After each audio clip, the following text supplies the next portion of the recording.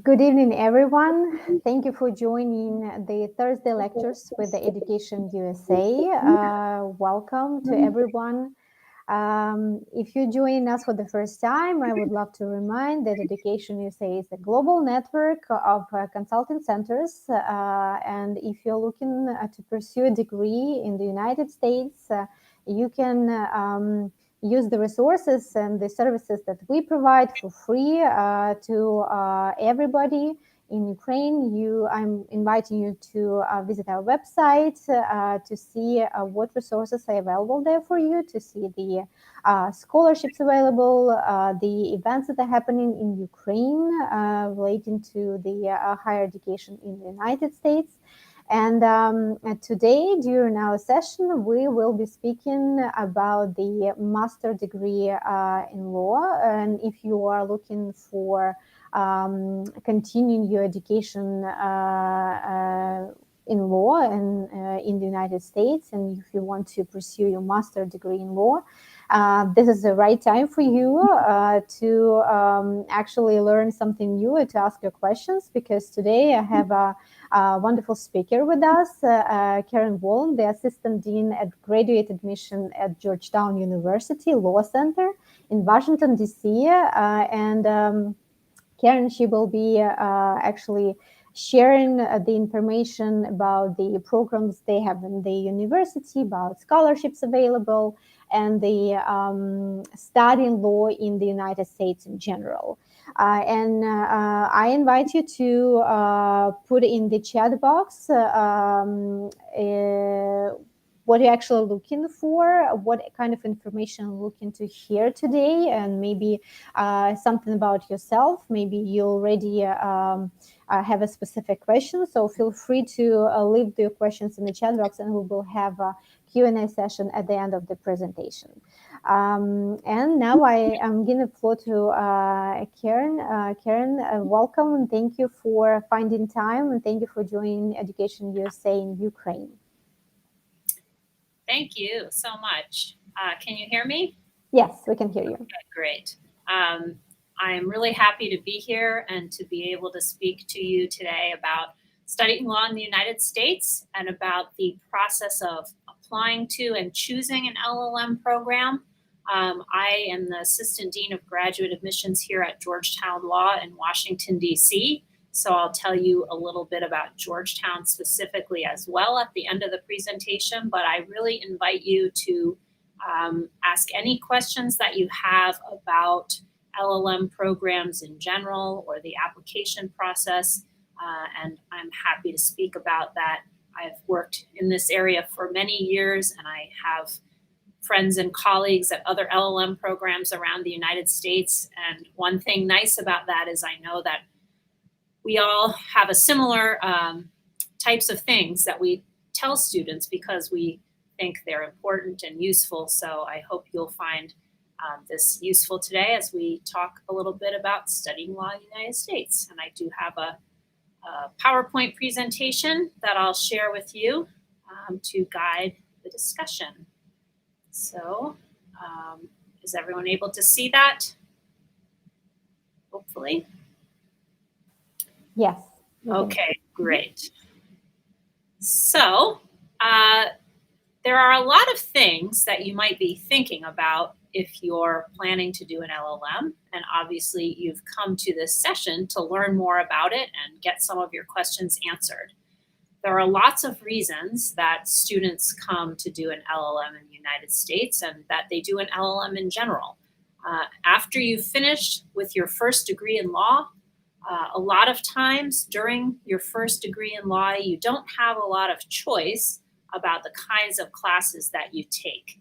And you, of course, need to understand a little bit about many different areas of law before you decide what kind of lawyer you want to be and what you want to specialize in. But perhaps during your first degree in law, you started to get a sense that there was one area of law that you were really interested in and you would like to know more. So one way of doing that is by continuing to study and getting a master's in law. You also may have an interest in adding another degree to your resume, making yourself more attractive to employers. You may have been working for some time after you received your first degree in law. You may be a practicing lawyer and you want to either get to more expertise in your area, or perhaps you want to shift your career a bit. Maybe you've been doing litigation at an international law firm and you want to start specializing in international arbitration.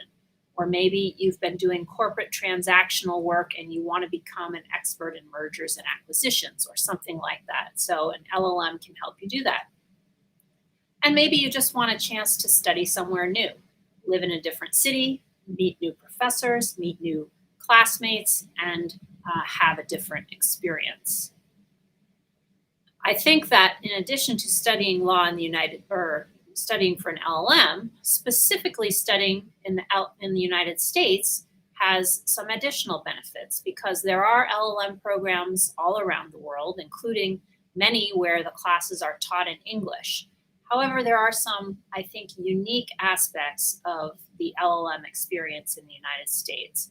First of all, as the practice of law becomes more and more international, it's very likely that in your career you will encounter either issues of US law or lawyers from the United States or clients from the United States. And in that case, it's very helpful for you to have some background understanding in how the US legal system works, maybe how particular areas of law have been developed in the United States and have served either as a model for other countries, or maybe as a contrast to the way things are done in other countries. And there's also this aspect of legal English. So even if you are already very fluent in and comfortable using English, even on an academic level, you will find that in law schools in the United States, the way that lawyers particularly communicate is unique. US lawyers and even American students who are studying law need to learn this way of using legal English. It's not really a matter so much of vocabulary. Certainly you need to learn the legal terms, but it's much more about an approach and a method of communication. So US legal discourse, or the way that US lawyers use language, is very specific. They ask questions in a certain way. They're looking for certain kinds of answers to those questions. And so if you study law in the United States and you take a class in US legal English, legal research, legal writing, you will develop that methodology and that mindset, which will make it much easier for you to communicate with American lawyers and American clients who are used to talking to US lawyers. Of course, you still have the opportunity to specialize as you would anywhere that you did further studies. And then the New York bar is also something attractive to lawyers from outside the United States who are thinking of doing an LLM. So if you have your first degree in law from Ukraine and you come to the United States and you do an LLM, and during your LLM, you take some specific classes that are required by the New York bar, you can become eligible to take the New York bar exam, which is just another added credential that you can put on your resume and signals that you have a real familiarity with US law. You may have also heard of OPT, optional practical training. So students who come to the United States to study on an F1 student visa do have the option to stay for up to a year after the LLM to work in the United States in a job that's related to your area of study. So that's a really great opportunity. If you're planning to return home and practice law at home or somewhere else in Europe, to have that opportunity to stay for a bit in the United States and really put into practice what you've learned during your LLM is a great opportunity. And I think finally, many of the things that I've mentioned so far, you probably already know intuitively. You're going to take classes. You are going to learn US law, but you're also going to develop a very strong and tight network of colleagues and friends from around the world who will be part of your professional and personal network really for the rest of your life. I think one of the things I enjoy most about working with our international LLM students and meeting them years later in their home countries is how they've stayed in touch with their classmates and really used those resources. If you're in the Ukraine and you have something going on in Brazil, you will have a classmate there that you can consult with. Or if you are going on vacation in Tokyo, you will have a classmate there who can take you to all the best restaurants. So just that opportunity. Also, the fact that you take time, first of all, to deepen your knowledge of law, but also to go outside of your comfort zone and really live in a different city, a different country, a different culture, surrounded by a different language.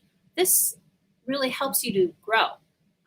It's a year that most of our alumni tell me was one of the best years of their lives.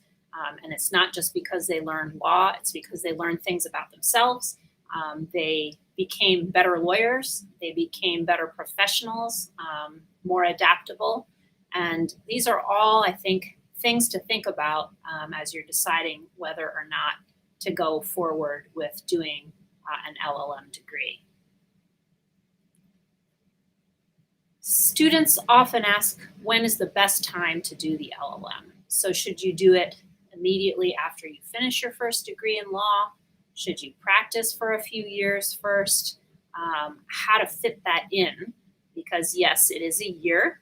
It is a year away from home, but that can be a great thing at various points in your career development. And ultimately, I think the question is, when does it work for you?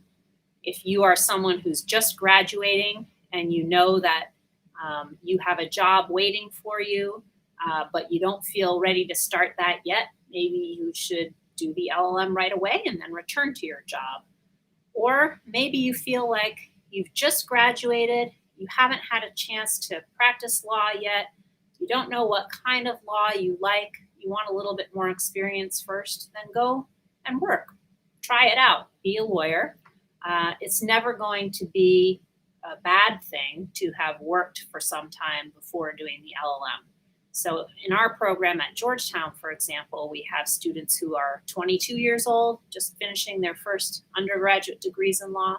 We have students who are 52 years old, who have worked for many years and have gotten to a place where they want to learn again. They want to come back to school. So I think, some advantages of coming sooner is that you're used to being in school. Your mind is sort of in that frame of mind for studying. And you can get the LLM on your resume as you're looking for your first jobs. So it can maybe open some certain doors earlier on. But for those of you who have worked for a bit, I think having work experience gives you a different perspective on your LLM studies and maybe helps you focus in on specifically what you want to get out of this experience of being in school again. So there's no right answer to the question. There are lots of ways to get from point A to point B. So hopefully those are all interesting enough that you've decided you would like to do an LLM. And therefore, how do you do that? What are the steps for applying and choosing an LLM program? Ooh, that's fun. Okay, so first of all, you have to apply. And I think that most schools' application processes are fairly similar. So I'll give you some general tips about the application process, but my first piece of advice is always to be sure you read each individual school's website carefully, because they do have sometimes different deadlines, different requirements, and you want to make sure you don't miss any important information about a particular school. So once you've done that, you can also go on to lsac.org, the Law School Admissions Council. They're an organization that facilitates law school applications to schools all across the United States and some in Canada as well. And that's where most law schools now are hosting their online applications. So through the LSAC platform, you do have to create and pay for an account on that website, and you do have to pay to have your materials sent to various law schools. But the advantage of using that service is that you only need to send your transcripts and other supporting documentation to one place, to the LSAC. They will authenticate that information and then send copies electronically to all the schools where you want to apply. So especially if you need to pay for transcripts or translations, it's nice to have only one place where you need to send that information. Most schools are going to require the same pieces to their application, obviously an application form, your transcripts, so the list of classes that you took during your law school studies and your grades, as well as a copy of your diploma showing when your degree was conferred. Letters of recommendation, that's something you should check on each school's website to make sure you know what their requirements are for the letters of recommendation, because some schools are very specific about the number of letters that they will accept. For example, we ask for 2, but we will accept more. Some other schools may say, we only want 1 letter and no more than that. So just make sure you read those directions. People also want to know who should write those letters of recommendation. So generally speaking, if you are still finishing your first degree in law or are a recent graduate and you have a good relationship with a professor or 2 from your law school, professors are always good choices to write your letters, as well as supervisors, people that you've worked for, preferably in a law-related job. And you want people who know you well enough to be able to write something meaningful about you in their letter of recommendation. So you want them to have experience working directly with you and understanding your strengths and your skills. That is more important than somebody who has an impressive job or important title but doesn't know you at all. So just keep that in mind for your letter of recommendation. And finally, the personal statement. Many students are very nervous about this because they're not used to writing about themselves and they don't know what is expected from a personal statement. So again, different schools may have different requirements or different questions that they want you to answer in your personal statement. At Georgetown, ours is quite general. It just asks you to write a personal statement about your interest in the LL.M program and why you want to do it. But use that personal statement as your opportunity to be genuine, to be yourself, and to connect with the admissions committee. Because we have your transcripts, we have your letters of recommendation, we have your resume, which doesn't seem to be on the list here, but I'll talk about that in a second. All of those things tell us a lot about you, but your personal statement is where you tell us the other things that you'd like us to know and things that will make you a good fit for the LL.M program. For the resume, we also require a resume, and it doesn't have to be in any specific American style or anything like that. For us, we don't require it that way anyways. We don't require it to be 1 page long, but do check the requirements of the schools where you're applying. My personal preference about resumes is now these days I see a lot of people using formats for their resumes that they maybe have found online that have colors and boxes and columns. Personally, I don't really like that. I find it difficult to read that sort of resume. I would much rather see a plain black and white resume in chronological order with the sections very clearly labeled. So that is my personal preference. I don't think anybody will dislike that kind of resume, but sometimes the kind of fancy ones with boxes and colors can be hard to read, in my opinion.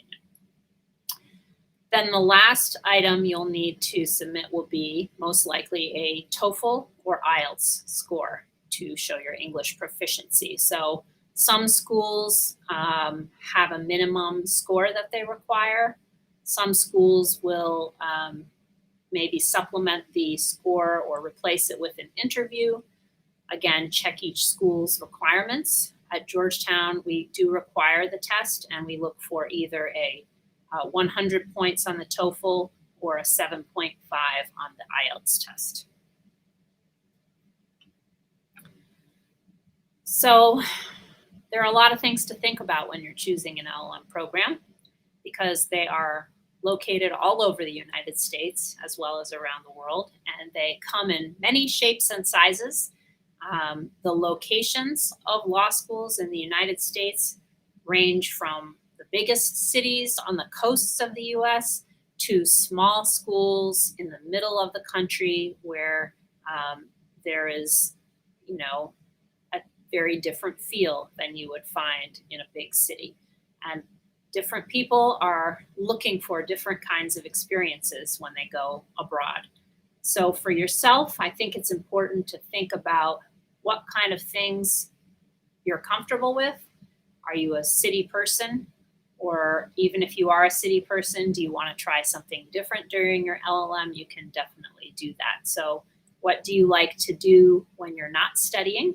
You want to make sure you feel comfortable in that environment. The same is true with the size of the LL.M program. So some of them may have only 10 students. Others will have hundreds of students. So what are the benefits, the advantages and disadvantages of the different sizes of the program? Are you looking for very individualized attention, or are you looking for a large network of classmates? All of these things you can think about.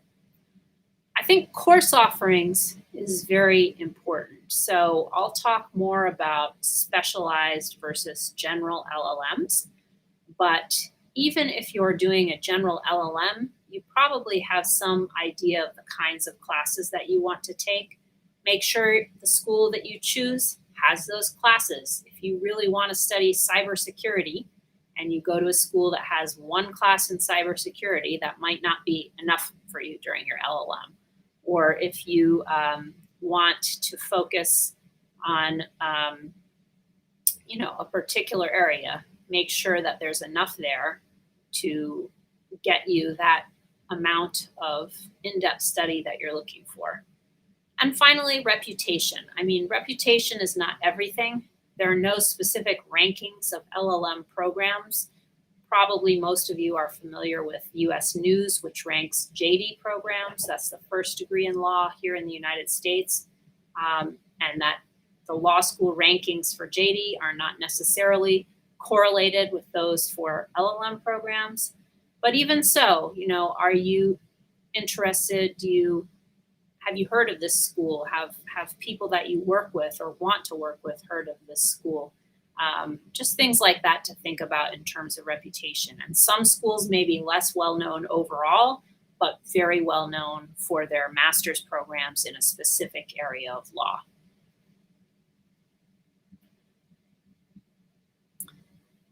All right. So the next thing I will talk about is financing. We all know that cost of studying in the United States is high.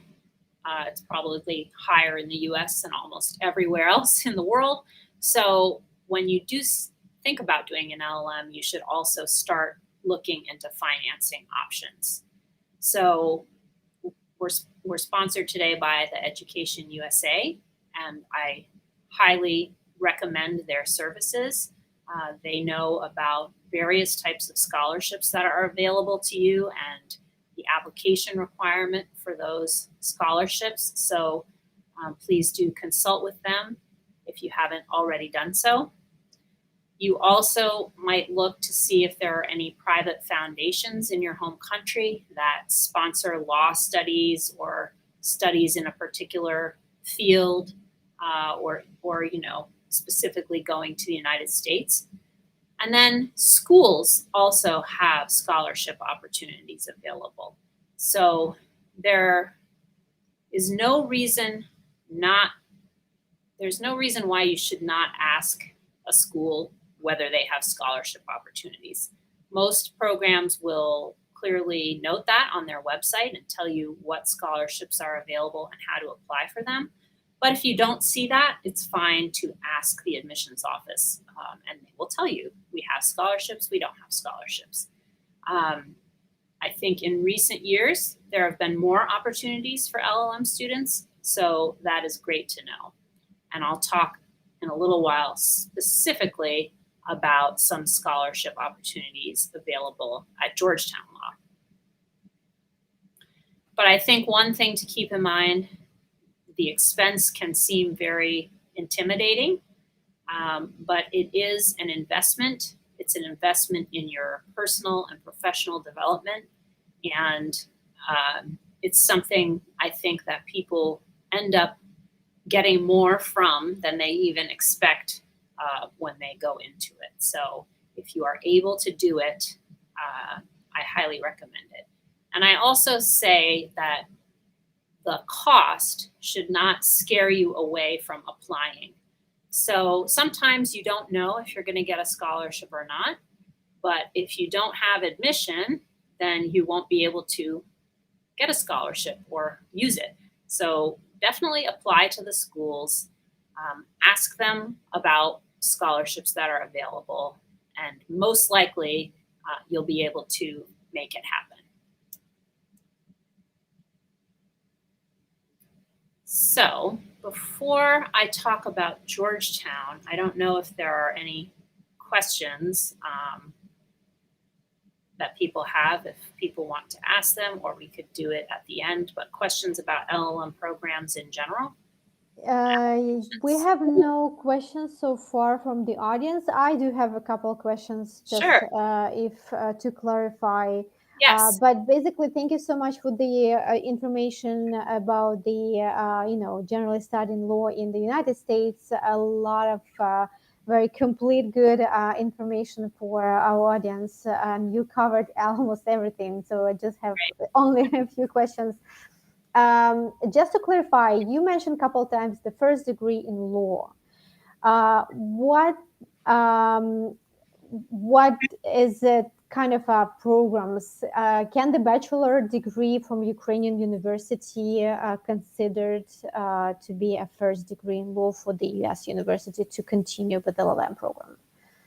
Good question. So the bachelor's, the degree that we require for applying to the LL.M program is that you have to have finished studying law in your home country at the level that allows you to practice law. So I'm not remembering off the top of my head the name of the Ukrainian law degree, but if it's a bachelor or master's level, but well, typically bachelor degree, it's like 4-year university degree, which is like undergrad programs, and the master's degree, it's the like 5th and the 6th year, depending. I think, the Russian one I think is called Yurist, so I don't know if it's similar. Okay, I think it's pretty clear. So if you can practice law after the 4th year of university, it's considered to be the first degree in law in the United States. Yep. Okay. Yes. Clear enough, I think. Thank you so much. About the financial part, thank you for mentioning about scholarships, but we know that the American universities in other programs also have so-called assistantship positions. What about the law programs? Does it exist an assistantship like position for law programs? Great question. I think that varies a bit from school to school. but generally it does not exist for law programs the same way that it does for many other master's or PhD level programs where you are basically paid to help teach. Most law programs don't have that. So, however, even with a student visa, it is possible to get some jobs working on campus, possibly as a research assistant for a professor. But it wouldn't be the same kind of formal arrangement of teaching assistantships that you find for graduate studies in other disciplines. That's a good question. Thank you so much, Caryn. We do have a question from the audience. Hey, thanks a lot for really beneficial information. I have a question about possibility to practice law in New York. You told us that after getting LL.M degree, students have a possibility to pass bar exam and do practice law for 1 year. But the question is, what's the next ability? What students can do after this first year? I believe it's OPT. Yes. And then can they continue practice law after OPT? That's an excellent question. So it's not that easy to get a long-term legal position in the United States if you're not a U.S. citizen and if you don't have your first degree in law, your JD degree from the United States, because it's quite a competitive field. And U.S. educated lawyers who have done all of their law studies in the United States are generally in a better position to be hired into law firms, for example. However, many law firms, especially in big cities like Washington or New York, have foreign associate positions where they're specifically looking to hire lawyers who are qualified in another country, as well as having the New York bar exam. So that just depends on the needs of the firm. And maybe there are some firms that do a lot of work with Ukraine or Ukrainian clients or Americans who want to do business there. And maybe they're looking for specific language skills. So it depends a lot on the student's background. Do they have previous work experience in their home country beforehand that they can build on if they get one of these foreign associate positions? So you would need, after the OPT period is over, you would need a different kind of visa in order to stay in the US, and that's not always easy to obtain. So we do make sure students understand that, at least at Georgetown and most LL.M programs, they're not designed as sort of a bridge for someone who wants to immigrate and stay in the US to be a lawyer for the rest of their career. It's more people who are wanting to enhance their knowledge and their qualifications to become the best possible lawyers in their home country. Thank you for the full answer. I know you will speak about Georgetown further, but about OPT, does the universities usually, typically help the students to find places for OPT? Yes. Or the students need to do it themselves? Yes. So the student still needs to do a lot of work. I mean, getting a job in the United States for anybody at a professional level requires your own networking and your own efforts. But we have at Georgetown a group of dedicated career and professional development advisors who work specifically with LL.M students to understand how the job search works, to inform them about openings that they know of. They host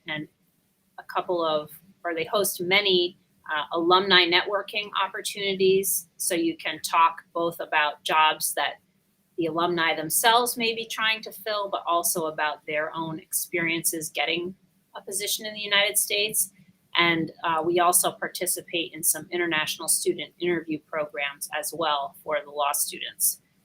So I think people cannot just sit in front of their computer and expect a job to appear. It does take work, but we have people to help you through that process. Wonderful. Thank you so much. So we have no more questions for now. So I think Okay, we can move on with the information about the great. Georgetown. And we'll have Hmm? plenty of time at the end if there are more questions. So I think the first thing about Georgetown Law is that we are located in Washington, D.C., which is a really great place to study law because we think of law kind of as the local industry of Washington. We are located in the place where U.S. laws are being written and discussed and created and enforced on a daily basis, and only a few blocks away from our law school. You can see in this picture here are the Capitol building. Then a bit to the left, you see a building with a long white roof. And then if you were to continue to the left, just outside the frame of this picture, you would be on the Georgetown Law campus. So we are very close to where everything is happening. We love that. It means that our professors are often involved actively in policy making. We have many faculty members who may leave Georgetown for a year or two to spend time working within the government and then return to teaching full time and bring the benefit of that experience to the students. We also have people who come to our campus regularly, like Supreme Court justices or international Supreme Court justices from outside the United States, in different countries, as well as politicians and just important policymakers from around the world to give talks and meet our students. It also allows our students to have access to what's going on in the city. They can do externships, which means working off campus for a legal employer during the second semester of the program. And that could be at a government agency, an international organization, a law firm, really anywhere that you can be supervised by a lawyer and doing legal work. That's a great way to get out into the city, to practice what you're learning, and to get something on your resume while you're still in the LL.M program. So we really enjoy being in Washington. We also have flexible as well as specialized degree programs, and that's something you can think about as you're deciding whether to do an LL.M and what kind of LL.M to do. How specialized do you want to get? Our general LL.M is our most popular one. I think because it allows students to really choose the classes that they want and put together their own individualized and tailored program. So that, for us, there are no specific classes required as part of that general LL.M.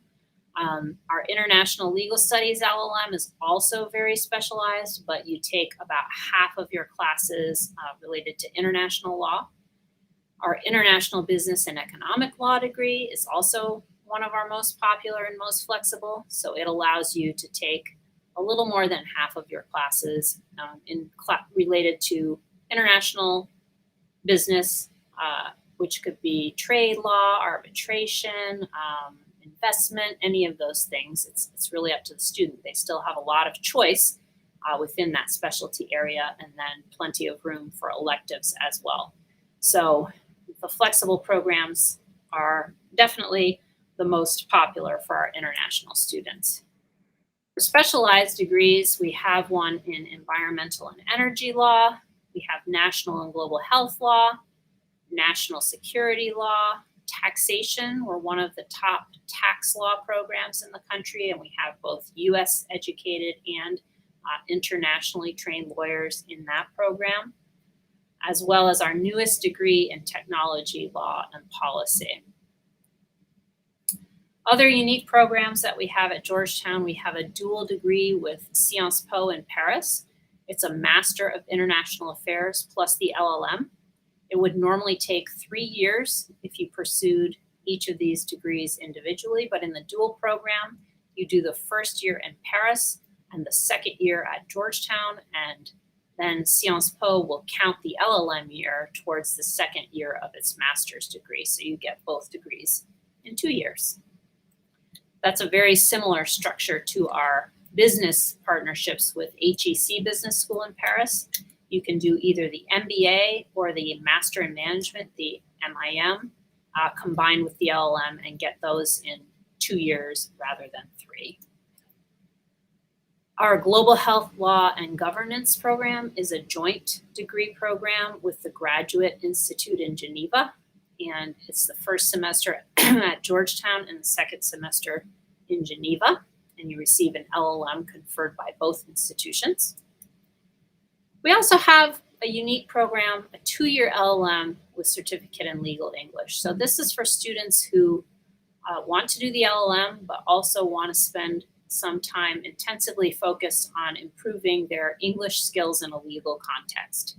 So during the first year, you earn the certificate in legal English by taking a lot of classes focused on the US legal system and using English in a legal context. And during the second year, you finish the LL.M requirements. Another way that you can specialize within our LL.M programs is to do a certificate. So for example, if you did the general LL.M, but you wanted to specialize in human rights law, then you could pursue our certificate in international human rights law. It just means that as part of the classes you take for your LL.M, you would include a certain number of those classes focused on human rights law. That's how all of our certificates work. Other popular ones for our international students include our certificate in international arbitration and dispute resolution, our certificate in WTO and trade law studies, international taxation, securities and financial law. We have one in US health law and one in refugees and humanitarian emergencies. We do have a couple of online executive LL.M programs. Those are most appealing to US lawyers who are working full-time and want to get the LL.M remotely so that they can continue that work, but we have those in the areas of tax law and securities and financial regulation. Centers and institutes at Georgetown, these are not exactly physical buildings, but we do have a building that houses our centers and institutes. And these are groups of faculty, students, fellows who are all focused on cutting edge areas of law, trade law, technology law, health law, national security, all of these things. We have centers and institutes focused on those areas. They do research and publications, they support campus events. So if you're interested in a particular area of law, it's good to get involved with one of those centers or institutes so that you can keep up to date on the work that they're doing. Another thing I think is cool is that we try to create classes based on what's important in the world right now. So we don't just keep the same classes every year.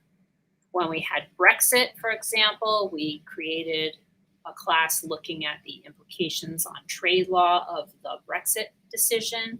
We have classes that allow our students to learn something about technology, since law and technology is such a hot topic right now, and other things practical like our environmental lawyering class or human rights fact-finding practicum, where students are actually doing the kinds of things that a lawyer would do working in those areas of law. Almost done. So scholarships is very important. We have a number of different scholarships at Georgetown. Some of them are related to the area of law that you're studying. So if you're a tax lawyer applying to our tax LL.M, we have several students each year who are provided with full tuition scholarships as graduate tax scholars. Same with arbitration.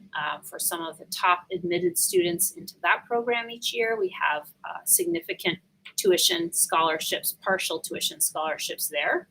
Same for environmental and global health law.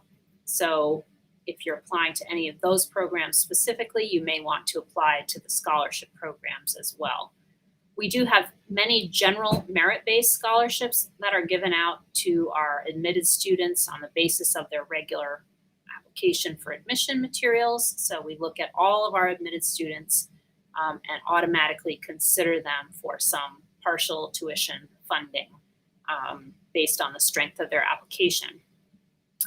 You can look on our website to see a number of other specific opportunities, but I did want to let you know that we do have a scholarship specifically for Ukrainian students. So several years ago, one of our graduates who was Ukrainian established a fund to provide some tuition assistance to students who are from Ukraine, speak Ukrainian.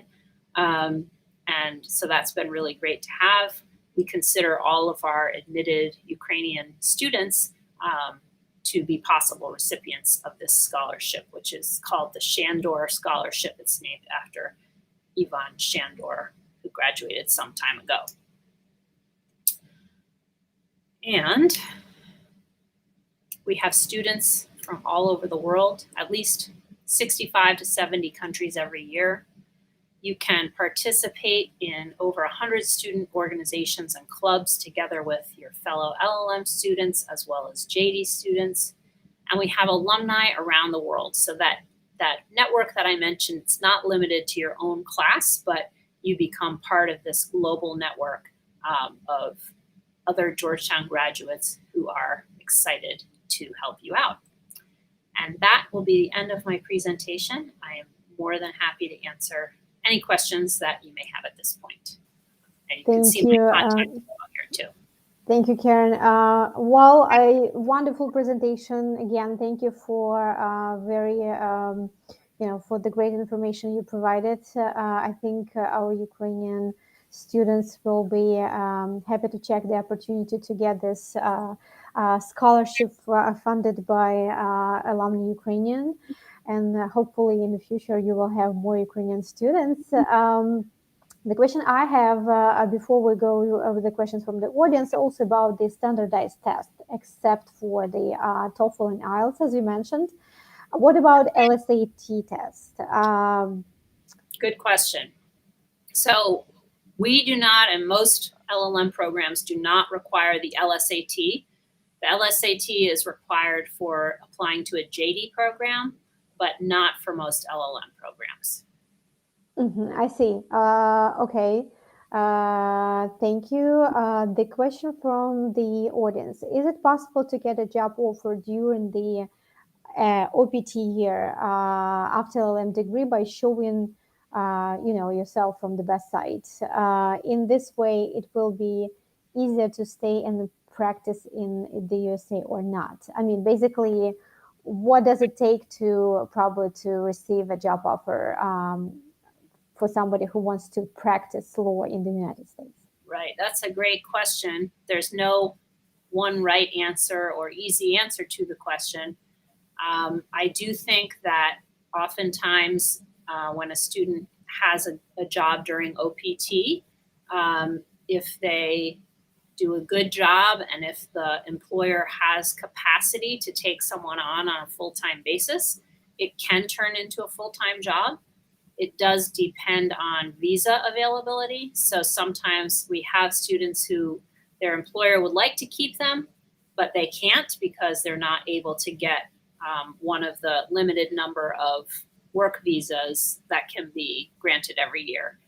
Sometimes in those cases, they say, okay, well, we can't keep you in Washington, but we have room in our London office and it's easier to get you a job there or in our Brussels office. So, it can continue that way. We also see people who come back. If you don't get something right after OPT, it doesn't mean you're never coming back to work in the United States. So, if you establish yourself outside the U.S. as in a law firm or some other kind of international entity, they may have a way of bringing you back to the U.S. in the future. But there's no sort of easy, straightforward path there to getting a long-term job in the U.S. Thank you, Caryn. And my question, a following question about the bar exam, does it have a validity term? And then where the students can practice, basically, because you said it's a New York bar exam, and I know that sometimes you can practice only in a specific state if you take a bar exam. Yep. So or do you need to retake it, like for example, in 5 years, I'm coming back to the US? Yeah, no. If you pass it, you are good for life with that bar. Okay. And you may have to take some kind of classes to maintain it. Like It's called continuing legal education, but you don't have to retake the bar exam. So in the US, we have a very annoying and complicated system where every state has its own bar exam. And if you are admitted to the bar in New York, that does not mean you can go be a lawyer in Illinois. Illinois has its own exam, and different states have different rules about whether they will accept the results from an exam taken in another state.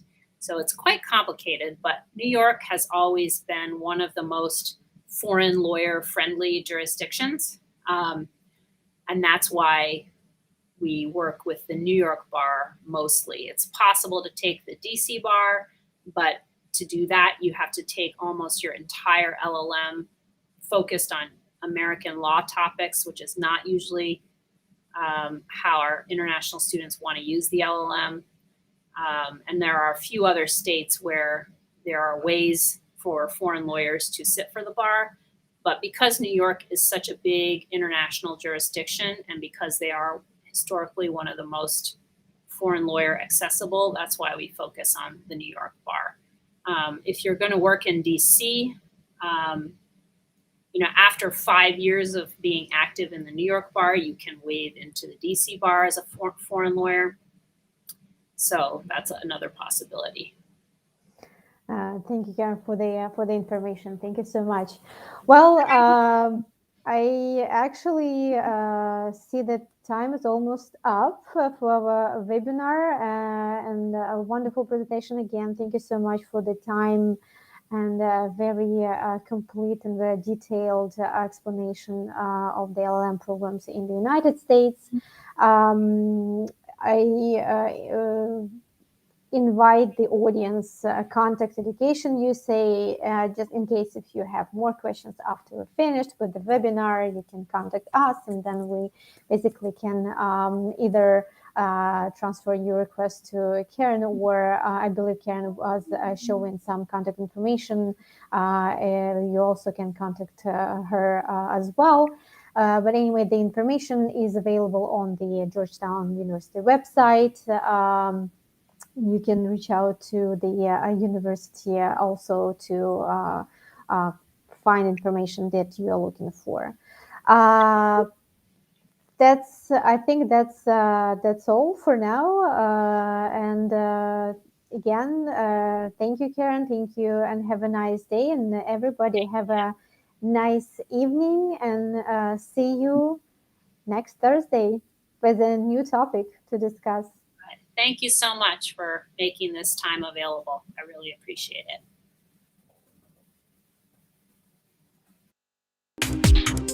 it.